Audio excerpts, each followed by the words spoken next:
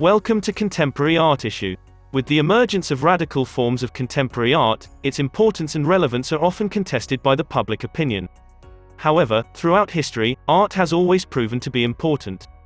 In a day and age where people often feel anything goes in art, one might tend to answer, no, to this particular question.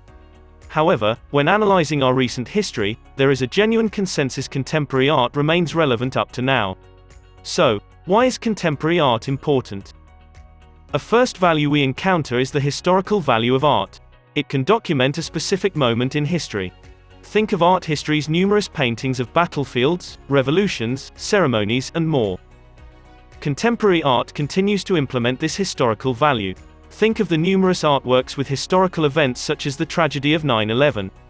For instance, Kevin Bobrisky's World Trade Center series began in the weeks and months that followed the destruction of the Twin Towers. He photographed people who gathered at Ground Zero. Frozen in awe, struck with disbelief, and overcome with loss, people stood before the destroyed building site confronted by the horrible tragedy. 20 years later, Bobrisky's photographs preserve the emotional impact of this day, through images of those who witnessed its aftermath firsthand. A second aspect of art's historical value is its unique ability to document a certain zeitgeist. Art can grasp and visualize a historical way of thinking, and a specific worldview. For instance, modern art was the embodiment of the modernist conviction and belief in progress. Think of the futurists and their utopian vision on the future. Today, we see a similar tendency with postmodern art, reacting against the empty promises of modernism and the search for a new world order due to the Second World War.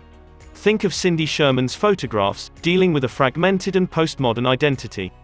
The fragmentation takes shape in Sherman being the photographer and the subject, at the same time, exploring not only the concept of self-portraiture, but also of identity.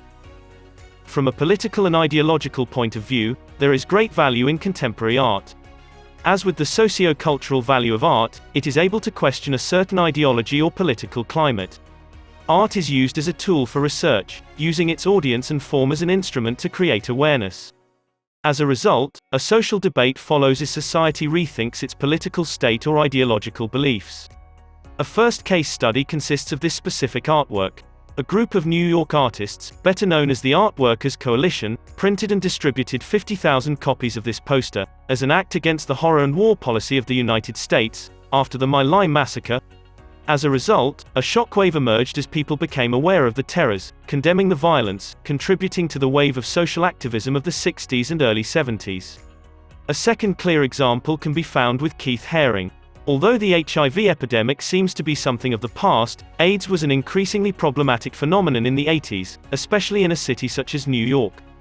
Keith Haring was diagnosed with AIDS in 1988. As an artist, he didn't only fight AIDS in the hospital, he also fought it in his studio and on the street. The power of art does not stop here. In the 70s and 80s, feminism became a major topic in the contemporary art scene. First, the art historian Linda Noshlan published in 1971 her famous article, "Why Have There Been No Great Women Artists?", followed by multiple female artists who used art as an instrument to fight inequality. An important actor were the Guerrilla Girls, who were actively fighting for inclusivity of women and non-white artists at major institutions. One of the most iconic artworks is this banner poster. The poster resulted in consternation and raised awareness towards this problem, questioning the establishment. In our next case study, we see social activism is strongly connected to art, also when it comes to race. A great example can be found with the works of Kerry James Marshall. Marshall questions the marginalization of African Americans by depicting them in a very characteristic and deep black. Doing so, Marshall comments on the history and identity of black subjects, excluded from the canon of Western art, exploring issues of race and cultural history. We conclude our case studies with a very actual topic: global warming and environmentalism. Hundreds of artists find inspiration in global warming for their artistic practice. Moreover, they engage their audience in participating in this discussion, raising awareness and even raising funds. Think of Olafur Eliasson, who states, "It is not about decorating the world, but about taking responsibility." Up next, we have the socio-cultural value of art. It is able to question culture and the direction it is heading. Art strives for a better world. As a result, it has a very strong connection with social activism.